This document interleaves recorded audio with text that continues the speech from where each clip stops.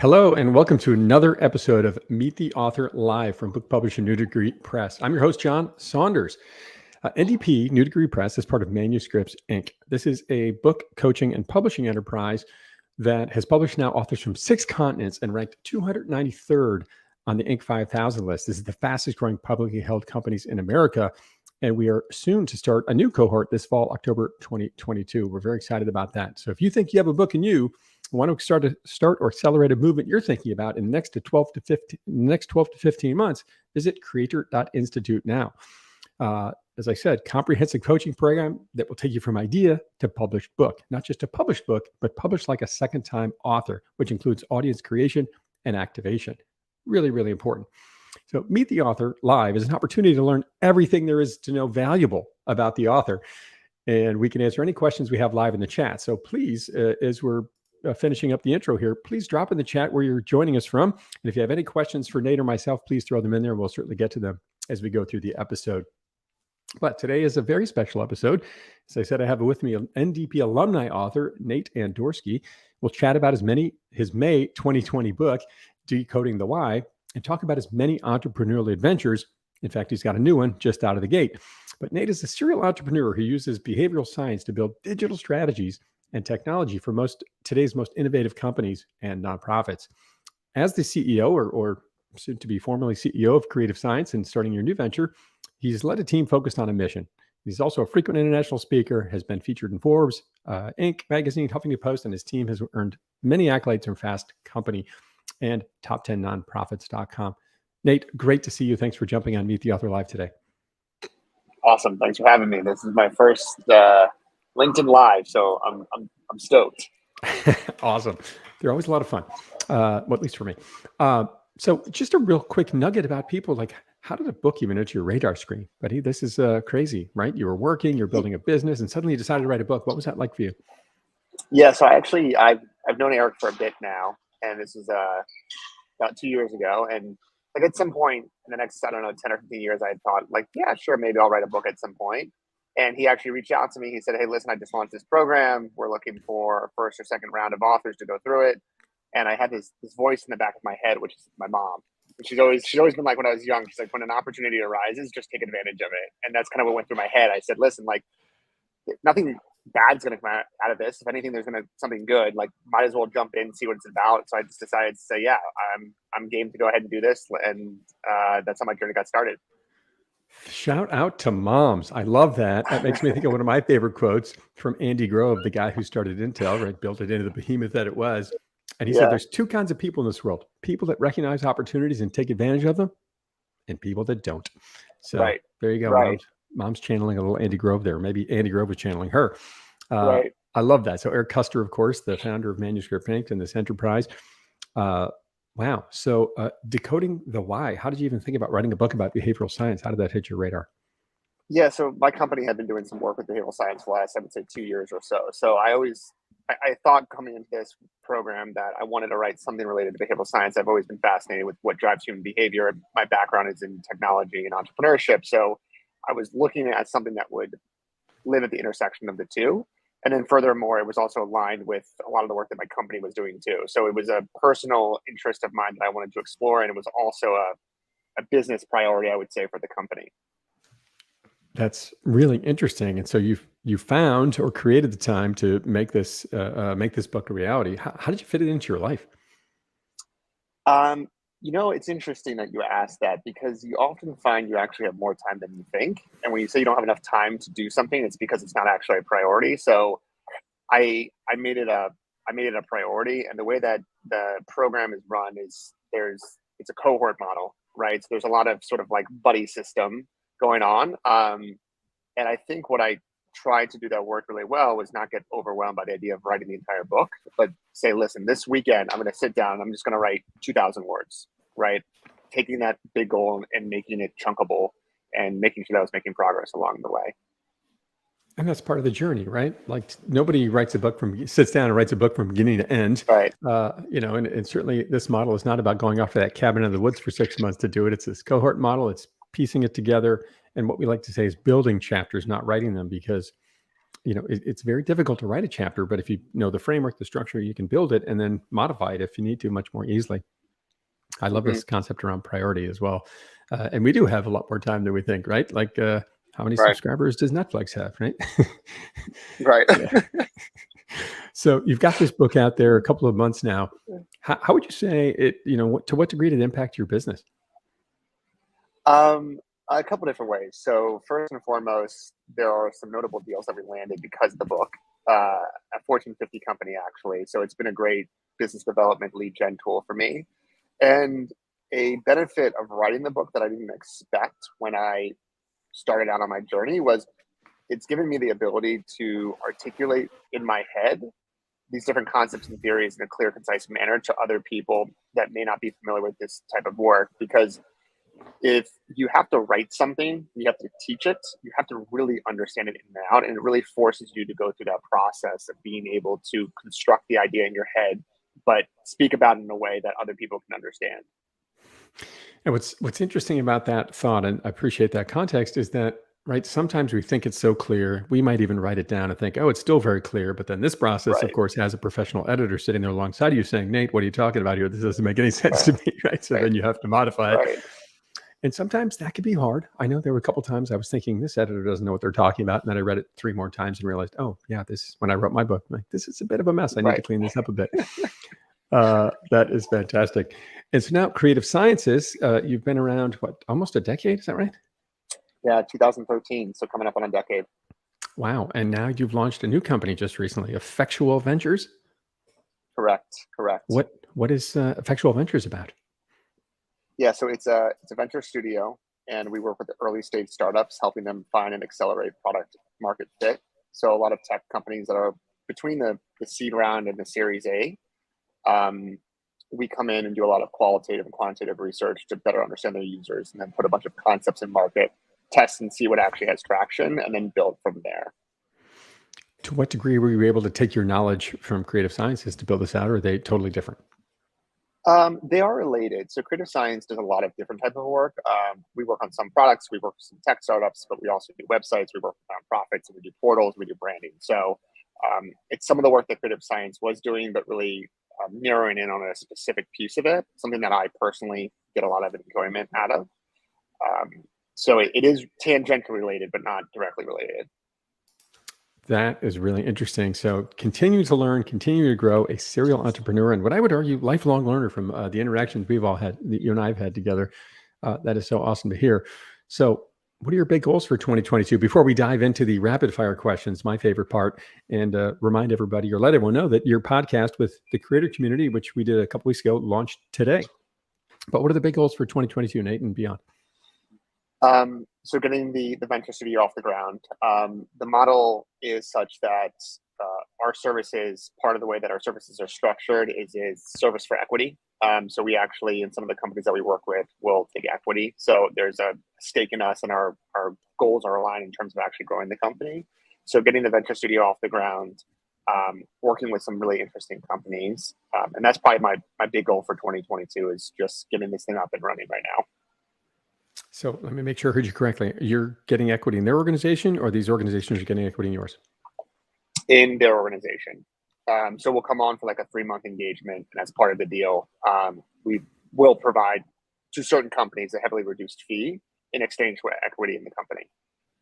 Oh, that's fascinating. Curious where that thought struck you to take that model. Yeah, so like there's a lot of interesting movement in the venture space right now. It used to be that a lot of VC firms would just offer money. And then you'll see some VC firms that are offering more back of the systems, back office type of support to startups, fundraising, marketing, operations, payroll, those types of things. And then you're also seeing from the other side of the equation, companies that are looking to help these startups build and find product market fit. So it's kind of meeting the two in the middle, right? So instead of providing some sort of economic investment, we provide resource and expertise investment in exchange for equity. And my belief is that the goals just naturally align a lot better, right? So if I'm working for a company, I'm being paid as a consultant, like a lot of times you're billing hourly, right? So you're incentivized, even though you might not do it, but just to like work as many possible hours as you can work, right? But like if the goals are aligned and you have equity in the company, your ultimate goal is to grow the company, and that's the goal of their company too. So it aligns the goals more, and it allows us to really get involved on a deeper level with these companies, right? So instead of just coming in and doing a research report and giving them some strategy, we're getting in the weeds with them. I'm working side by side with their team and actually creating concepts and putting them into market and testing them and rolling with them. So really operating from a venture capital mindset versus sort of a advertising or marketing type work, it's coming at a completely different mindset. That's fascinating. Never afraid to innovate. And a lot of it is pattern recognition, right? As you work with enough companies, enough startups in certain sectors doing certain type of work, and after a while, when you engage with a new company, a lot of the challenges that they face, you can kind of like sniff out right away, just based on the other organizations that you've worked with. That is super interesting. So kind of flipping the script once again on an industry, which you did in certainly AI and behavioral science, now taking it over to the venture world. Innovation and trial and error never ends with you, does it, my friend? It does not. I love it. One other quick question about the book. Like you talked in the book in our longer form podcast interview, The Creator Community, which launched today, you talked about how there's such great flaws in data and there's secrets in what people don't tell you. Can you talk a little bit about that for our listeners to let them know what they'll hear more about in your podcast interview? Yeah. So the premise of the book and what we talked a lot about in the podcast was we're not really aware of what drives their decision making. So a lot of the research you do and you ask people either why they did something or will they do something in the future, and they'll tell you, listen, I did X because of Y, but and the reality is you don't completely understand what drives the decision. And we'll make up stories, right? So we'll say, listen, I decided to get up this morning. I decided to exercise because of this reason or this reason. And that's where the power of behavioral science really is. It's not in what your users tell you. It's what they don't tell you. It basically seeks to understand what is driving human behavior that your customers, that your users aren't even aware of, but that we're able to understand from the academic research that's come around behavioral science and what drives human behavior. And it's fascinating because I think when you're looking to build technology products specifically, there's a very big practice of going out and asking your users what they want and then building it. And then they don't use it and you can't figure out why. It's because we're not good at telling people what it is that we actually want. And that's really the power and the secret of behavioral science. So can you connect the dots a little bit more for us? That if we don't know what the heck we're talking about, how does behavioral science figure that out? You want the academic technical version or the maybe the short version? How about that? You run basically tests, right? So you make a hypothesis and you test a bunch of different approaches, and then based on which ones are successful, you can deduce what's actually driving the decision making there. Is more or less the way that you do it. And it's not one test, I would imagine. It is dozens upon dozens, if not hundreds or thousands. Right? Yes. Randomized controlled trials are like what they use in the academic space to figure a lot of this out. So, I love this sort of scientific approach you take to everything in life, trial and error, sort of test hypotheses and see how it works. That is awesome. Well, if you have questions or comments for Nate, please do throw them in the chat. We'll be glad to react to them there. But now let's dive into the rapid fire segment here, buddy. This is where everyone gets to know all the important things there are to know about you. Go ahead. Best part of the show. I think that it's a really important one to start with here, Nate, and that is favorite sandwich. Ooh, Reuben. Oh, such a winner. Favorite color. Don't really have one. Do like black because it looks very sleek. Fair enough. Favorite or most memorable vacation spot? Ooh, Vienna, Austria. Vienna, Austria. Wow. Were you on a Sound of Music tour there, or what were you doing? No, my family roots. My mom's side of her family. My grandfather was from Vienna, so we went back about 5 or 6 years ago to see where he grew up. Nice. In the summertime? It was in the fall. I think it was in September. I bet the weather was pretty good. Yeah, it was very nice. Very nice. That's awesome. Here's one of my favorite questions, Nate. What is the scariest animal in your world? That I've come across, or just an animal that I Maybe it's just a nightmare. Whatever. Scariest animal. Man, this is tough. I'm going to say rat. Rat. Wow. Yeah. Did you spend a lot of time in New York City in the subways? DC's had their fair share of rats, so I've come face to face with a few. I guess more of my life living in now I live in DC, but when I lived in New York, I was more in the subway a lot more. That's funny. Now that I just returned from Africa, from Uganda recently, and on a book tour with another author and got a bunch of safari days, I didn't realize how afraid I should be of hippopotamuses. Yeah, Uh, I've read that. I've read they're very dangerous to humans. They kill 6 times more humans than any other animal in Africa every year. Which Wow. And one night we're sitting at this lodge outside of Queen Elizabeth Park. It was an unbelievable place. It's basically on the edge of the park, or kind of in the park. And we're sitting there having this lovely dinner on this elevated platform, and it's really dark out, very little light. And all of a sudden, one of the waiters grabs his torch flashlight and shines it out. We see these little green dots in the distance. And I was thinking, what the heck is that? And there were 3 hippopotamuses, and they started circling around us about 100 yards away, and they disappeared right by these bushes right next to the lodge I was staying in. You all had your own like little lodge. And then about 30 minutes later, I had to walk back to my lodge all by myself in the pitch black. And I'm thinking, wow, where are these hippos? I do not want to meet these things right now. So I made it, fortunately, but I got to tell you, that was a long walk, long 200 yards I walked that night. I bet. Here's a fun one, Nate. Apples or bananas? Better fruit? Bananas. I can put bananas in more things. So I put bananas in like yogurt and cereal, etc. Fair enough. Favorite smell? Ooh, coffee. Hot coffee. Like freshly brewed hot coffee in the morning. So good. And I kind of like the merger of that smell with bacon grilling, sitting on the stovetop. That's, a winner. Last photo on your phone? Probably of my wife. Let me see. Actually, no. Last photo on my phone is I returned something at Crate and Barrel, and they sent me a gift card, and I'm afraid I was going to lose the gift card, so I took a photo of it, so I have the card number on my phone. Brilliant. Oh, that's really funny. I think the last one of these I did was a picture of a COVID test that I had just taken and had to send to somebody that it was negative. Oh yeah. Now I'm dying to see what it is for me right now. Oh, it's my son. We were at he's on a dive team. We were at his event last night. I took some videos, pictures of him jumping off the diving boards. Favorite song to sing, Nate, with or without an audience?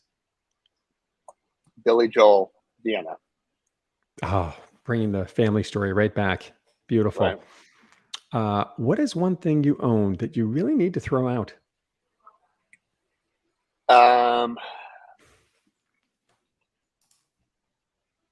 We own what is one thing I own that I really an extra pair of running shoes.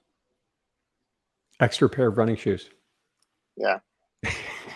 Old. I got new ones last. I got new ones last week. I still have the old pair, but I'm not going to use them because they're the old pair. So time to let them go. Yeah. We talked a little bit about your goals for 2022. What's your big stretch audacious goal, buddy? Do you have a BHAG out there, big hairy audacious goal? I would say being able to, not that I wouldn't work in it, but with a new company, like the ability not having to work on it every single day and have it kind of run itself would be ideal. Like I can kind of step away without the whole thing falling apart. Would be nice. So I'm being very intentional about the way that I build it, such that it's not completely dependent on me as the fail point. So spoken like a true non-first time entrepreneur. Right. Well done. You got to do all these when you did your pre-sale, which is part of the coaching process, taking everyone through a pre-sale to be able to finance their publishing costs for this book journey, which people are coached all the way through from end to end. You got to sign all these books and send them out to your readers. Have you ever asked someone for their autograph, Nate?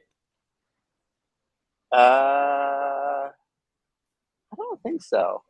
Right. I will tell you a funny story though about that. I had a bunch of books left over, and for my wedding we put them in the gift bags for all the guests. And there were like 3 or 4 books that I had signed to individual people that for one reason or another, like I never had shipped them or I had like a duplicate, I can't remember. And so there was 60 books left over. There was 4 books that still had, to Alex, thanks for being such a good friend and supporting my book. All the best.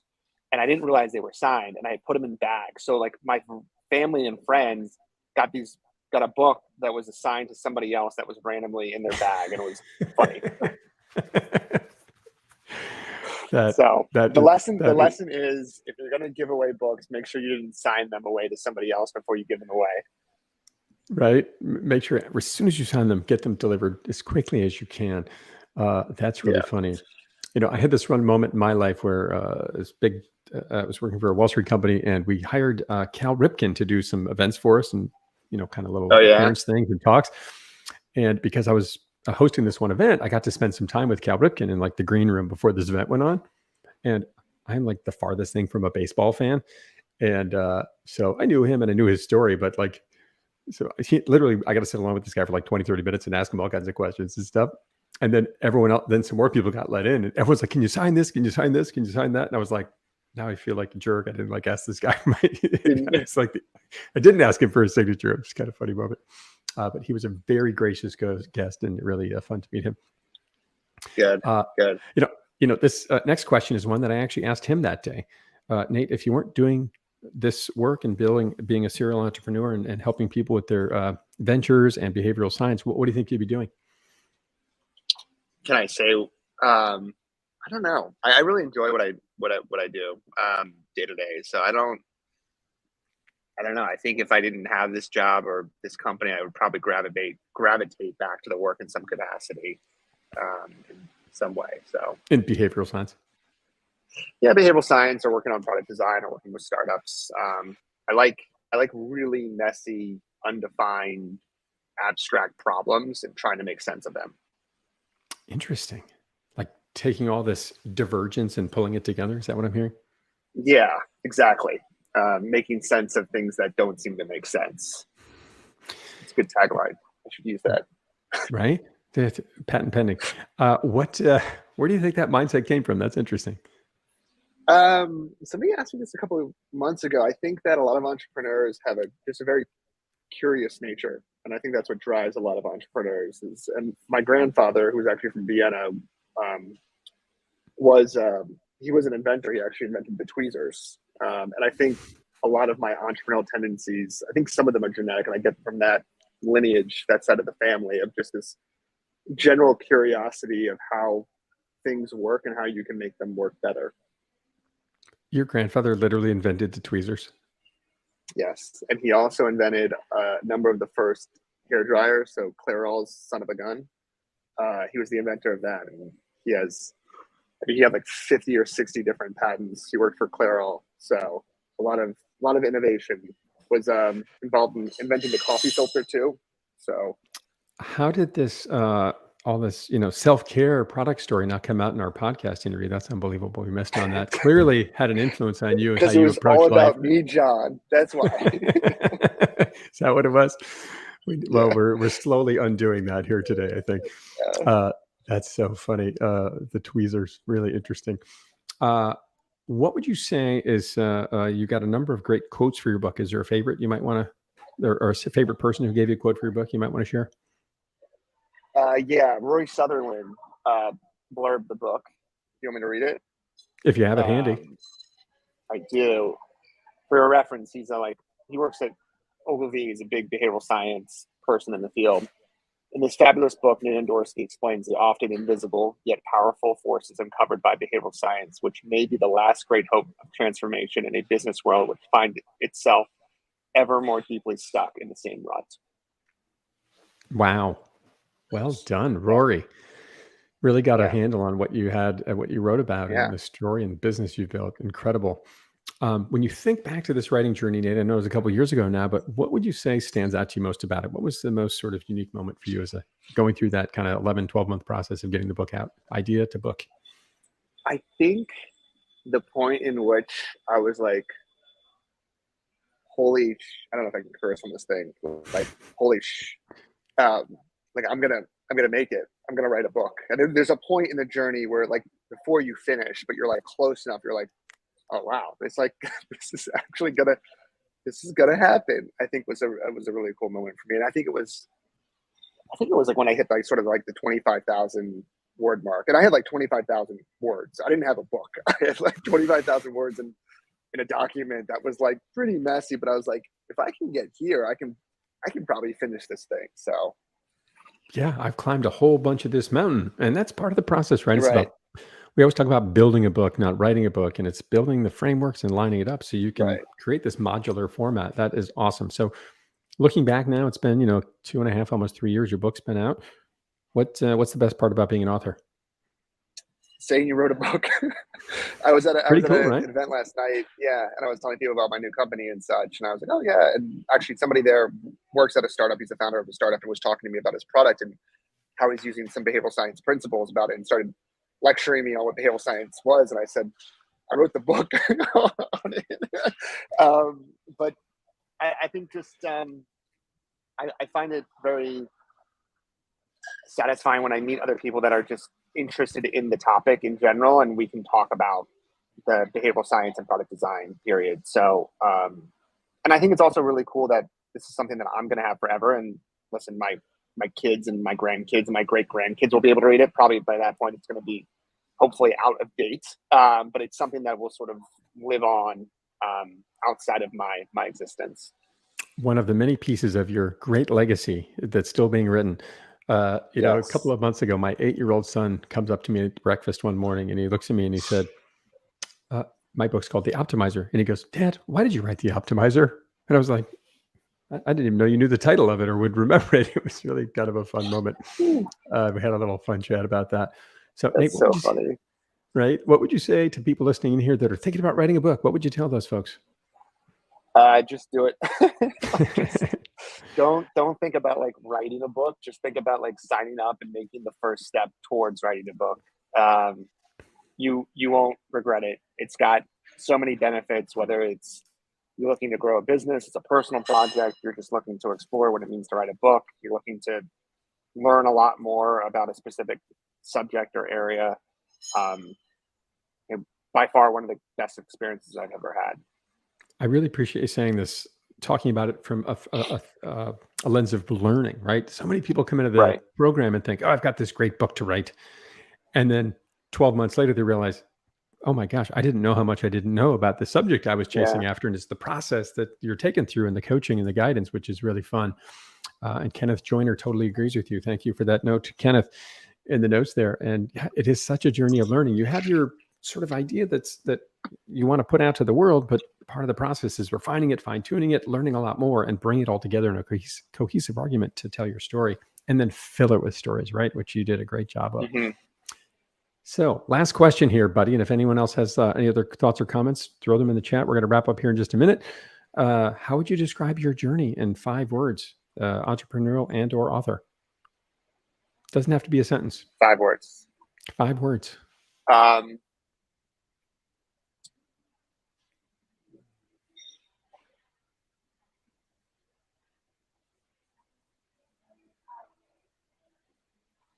Exploring the unknown to understand. The 5. Yes. Wow. Nailed it. Totally nailed it. Nate, unbelievable story. So excited that we had you on the creator community. Your new episode released today. I think it's actually just now. It's releasing 2 or 2:30 this afternoon on YouTube, awesome. Apple, Spotify, wherever you consume your podcast. Nate's got a new company out, effectualventures.co, I believe is the website there. Go check out his new venture, and certainly Creative Sciences, another amazing organization that he built over the last decade. Nate, great to see you. Thank you so much for joining this episode of Meet the Author Live. Awesome. Thank you, John. Thanks to all our listeners out there. If you want to get ready, season 5 for the podcast is going to drop here shortly. So we'll have a number of other episodes of Meet the Author Live from New Degree Press, and follow me on LinkedIn, JCS Optimizer, John Saunders. Easy to find me out there to stay up to date on that season release that will be coming out in just a couple of weeks here. And if you could stick around for one more minute, but I'll say thanks to all our listeners and have a great rest of the weekend. And if you want to write your book, visit creator.institute to learn more about this fall's cohort. I'm your host, John Saunders. Keep creating.